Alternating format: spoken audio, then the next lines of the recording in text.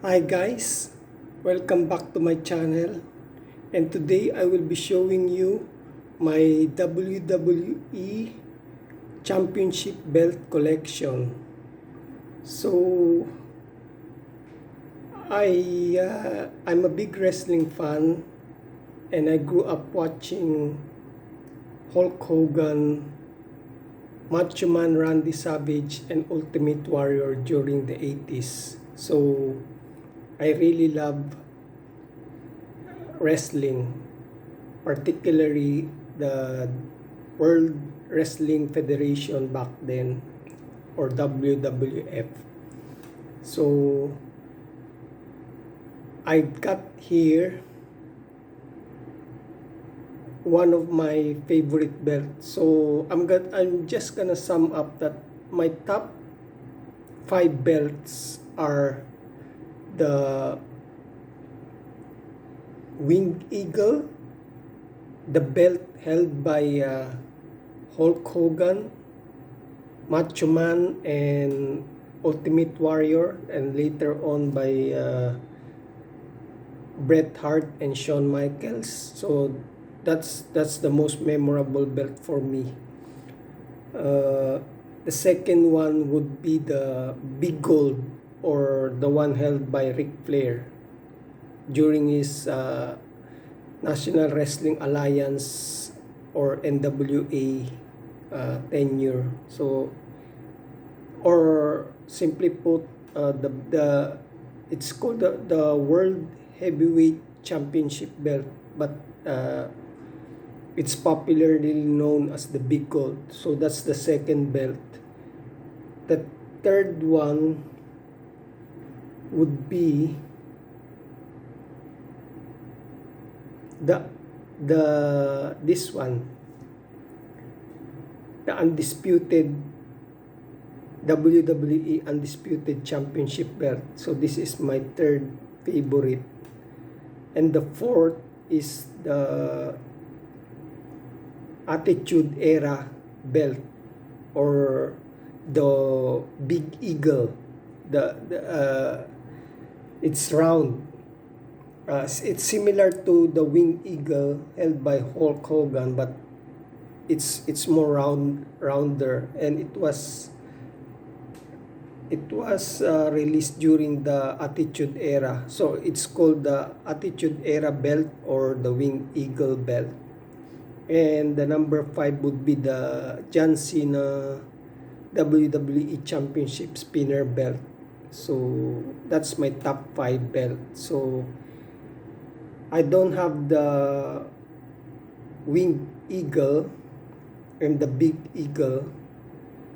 So, but I have here 4 different WWE championship belts. So let's start with this 2002 undisputed WWE Undisputed Championship belt. So the belt was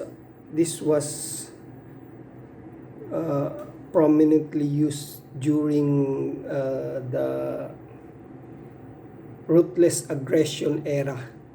So around 2002. This was used around 2002 to 2005. And the first undisputed champion back then was Chris Jericho. But Chris Jericho was defeated by Triple H. Chris Jericho held the belt. He beat Stone Cold Steve Austin and The Rock in one night. I don't know if it's the King of the Ring, but it's a major pay-per-view. And then the two belt, the Attitude Era belt and the World Heavyweight Championship, they were combined, and this was the belt that was was the replacement of the two belts, the Attitude Era belt and the World Heavyweight Championship belt. So Chris Jericho was defeated by Triple H, and Triple H was the first one who wore this belt. But during that 2002, the year 2002, there were many wrestlers who wore this one. So after Triple H, he was put over by Hulk Hogan, I think, in Backlash of 2002. So Hulk Hogan defeated Triple H and got this belt. And then Undertaker beat Hulk Hogan. So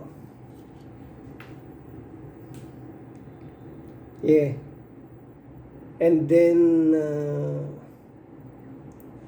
after Undertaker, I think it was The Rock. So I got here The Rock nameplate, because The Rock was one of my favorite wrestler. So, and after The Rock, it was Brock Lesnar.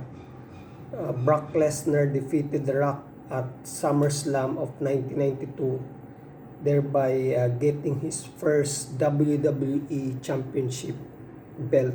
And later on, it was Eddie Guerrero, the late Eddie Guerrero, I think on No Way Out, beat Brock Lesnar for this belt. And JBL, John Bradshaw Layfield, and the last one who held this belt was John Cena. John Cena defeated JBL for the WWE Championship during the WrestleMania 20. So after that, John Cena replaced it with the spinner belt. So this was replaced by the spinner belt. So let's look over at some of the details here. It says 1, 2, 3, 4, 5, 6, 7, 8, 2x8 strap set. So there's two rows and 8 columns of strap. So that's 2x8 strap set. And here is the lion with the additional with the shield. It's a WWE logo, and I like it when they have the eagle. So this is another eagle belt aside from the winged eagle and the big eagle. This design for me is, I say, one of the best. So yeah, I got this. This is the authentic replica. So with the nameplate, and I screwed the nameplate there. You can change the nameplate. So as you can see, it's a little curve, and it's very, very, very heavy. This one is heavy.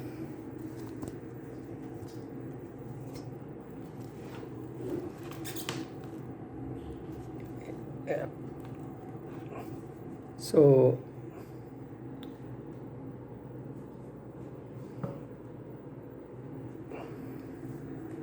that's the belt, and this is the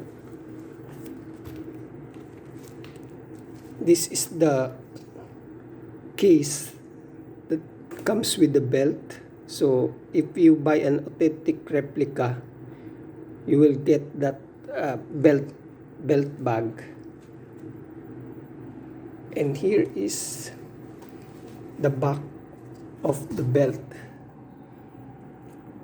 So we got the screws. You can see the screws at the back.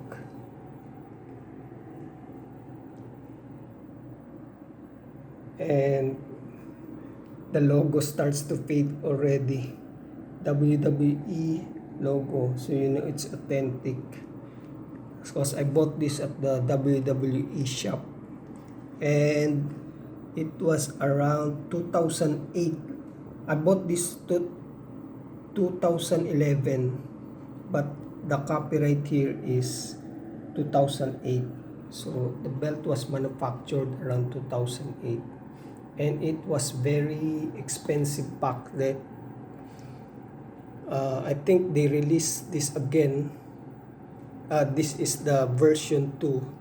They released it in 2020, and the belt just keeps getting better and better, the quality. So the back, there's not much problem here, because I think polyurethane leather or simulated leather they use on this one. Okay, wait a minute, I'll just transfer.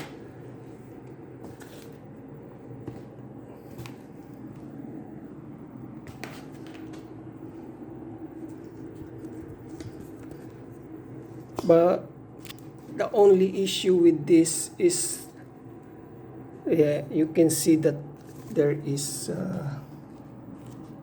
flaking of the leathers, this leather strap. So there's flaking already.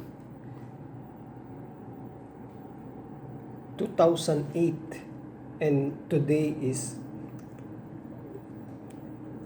2022, so it was a long time ago. But the metal plate is still, see, still shiny and solid.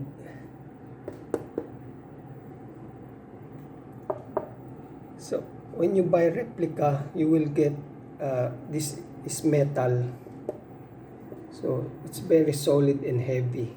It's around, I think, 2 kilos. So yeah, The Rock held this one, and Brock Lesnar, Eddie Guerrero, JBL, and then John Cena. After John Cena won the belt, after a week, he changed it into the spinning belt. So we'll look, that's the next one that I'm gonna be showing you. Just wait for a while I change the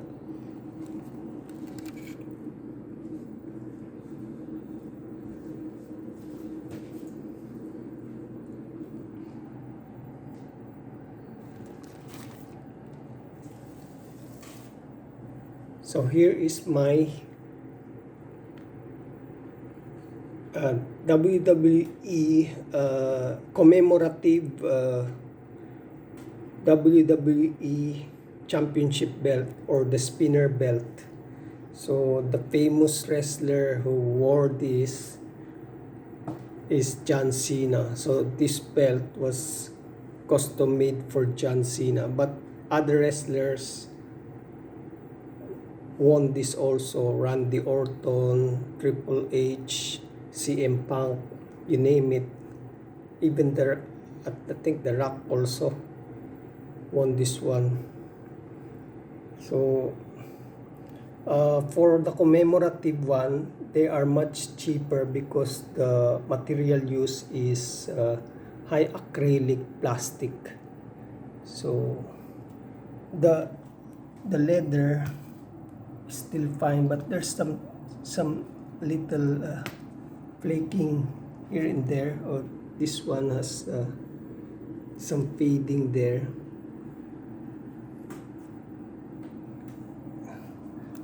This was due to it being shipped like that. It was folded, so it only came in a plastic bag, and it was ship like that inside the box. So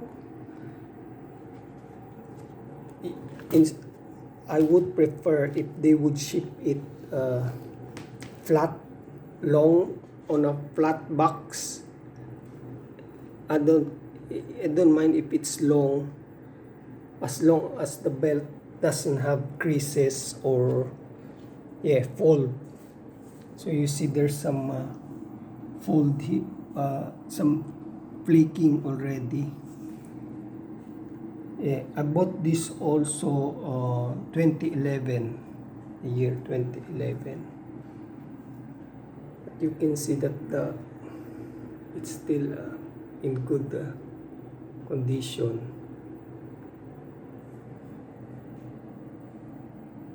So there you go. All the blings. I think when you buy this, they will come with extra diamond studs. It's only simulated anyway. You're gonna have some extra blings there, for just in case that some of them will be, chipped off, or you can replace them. So I kept this in good condition, so all the diamond stud there are still complete, and no missing. Monday Nitro, because John Cena transferred from SmackDown to Monday Nitro, and Batista transferred from Monday Nitro to SmackDown. That's World Wresting Entertainment right there. And that's the leather strap, 2x5 there, and 2x8 strap set. Eagle is very prominent when it comes to you can see the fading, and the silver and the gold changing the color. So WWE Champ, and it's called spinner because it spins. So there you go.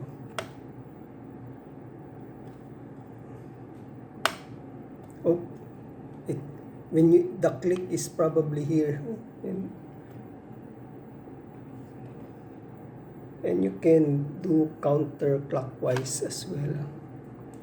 Spins perfectly, no issues. There you go.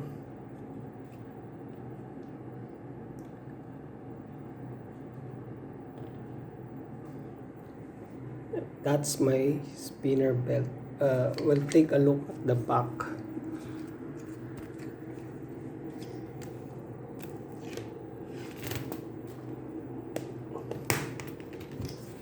See, the back here is very, very fine, still in very good condition, and instead of screw, it's like plastic, I don't know, studs or screw.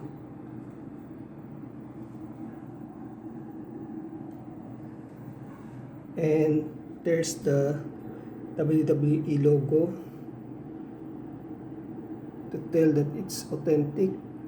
And there you go, the official licensed WWE product. And you can see it's from 2011. There you go. So I bought this 2011, and today is 2022, so this was 11 years ago. So John Cena, this is John Cena's belt.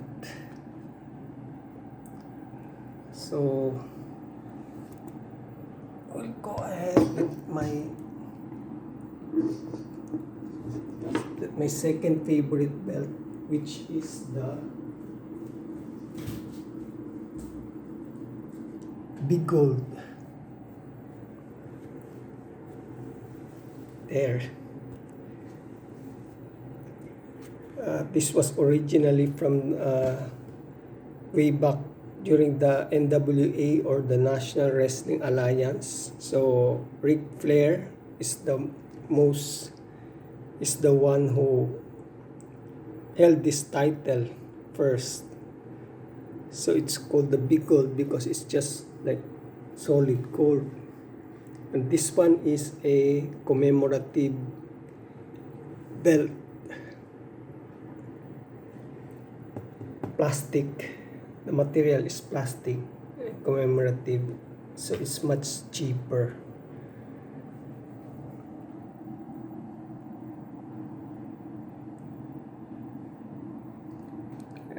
There's the World Heavyweight Wrestling Champion. There's some diamond there on the crown. Red diamond on top. So there are some belt makers who make this also. There's Fandu. Wow, the details are very, the etching is really, it pops up the details, very intricate design. This one is flat, but the Fandu you can see it's really popping out. But this is still good, and it's an official WWE belt, so I'm not complaining. So no nameplate for the commemorative one, so that's it. This belt was held by Edge, Undertaker, The Rock, John Cena, Chris Jericho, you name it. This is one of the most famous belt or iconic belt in my opinion. So that's my second favorite. And we've got another one, and this is the authentic replica. There, and this one has the Batista nameplate. So this one is metal, solid metal. It's the same as the commemorative one. They come from the same mold, but the material used is metal. So this is more expensive than the commemorative one. Similar to an action figure, so you get action figure that are PVC or ABS, so it's plastic, so it's much cheaper. But this is deluxe version, so you get the die cast one, so you're paying for the metal, so it's more expensive. The belt usually you can see the flaking here because it's the leather. They use a different kind of leather because this is an authentic replica, so the leather is different. And later on it started to have some flaking here, and this one is very obvious right here.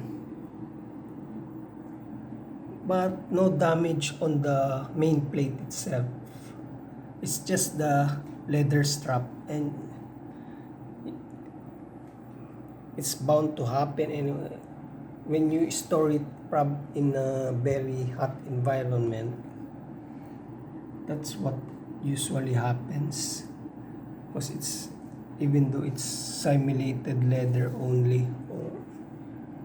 So Batista, also one of my favorite wrestler, so that's why I chose the Batista nameplate on this one. There you go. And for comparison, here is the commemorative one. They are of the same size. Just same. But it's just the material use. So there you go. Because I love this belt, I bought two of it. One without nameplate, the commemorative, and the one with the Batista nameplate to honor one of my favorite wrestler, Dave Bautista. So I hope you guys enjoyed my unboxing. I was just showing my WWE belt collection. Hope you guys enjoy it. Thank you for watching. Bye.